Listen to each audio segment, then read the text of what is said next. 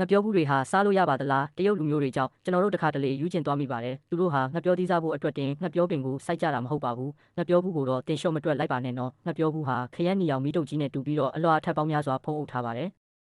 အလွှာတလွှာချင်းစီဟာတဘာဝအလျောက်ပြောင်းဝင်းတဲ့မျက်နှာပြင်ရှိပြီးတော့အတွင်းမှာအဝါဖြော့ရောင်ငှက်ပြောပွင့်လေးများအစီတွေ့ရပါလိမ့်မယ်လက်ဆက်တဲ့စိမ့်ရွှင်ရွှင်အပင်နဲ့နှဲငယ်ရရှိပါလိမ့်မယ်အခုမှမြင်ဘူးတဲ့သူတွေကတော့ဒါကိုအလှဆင်ယုံတက်တက်ပဲလို့ထင်ကြပါလိမ့်မယ်ဒါကိုတရုတ်နိုင်ငံတောင်ပိုင်းမှာတော့ငှက်ပြောဘူးတွေဟာညနေစာဟင်းဆက်ပွဲပေါ်ရောက်ရှိနေတာရာစုနှစ်ပေါင်းတော့ကြာလာပါပြီငှက်ပြောဘူးတွေဟာအစိမ့်တိုင်းတော့ဘယ်တော့မှမချိုပါဘူးအနှဲငယ်ဖန်တဲ့အရသာရှိပေမဲ့နူးညံ့ပါတယ်အခါတက်ပြောက်သွားတဲ့အထိတေးသေးချာချာစီကြိုးပေးဖို့လိုပါတယ်ကျွတ်ဆက်မှုနဲ့ချိုးတဲ့အရသာကြံအောင်တော့ပြုလို့ရပါတယ်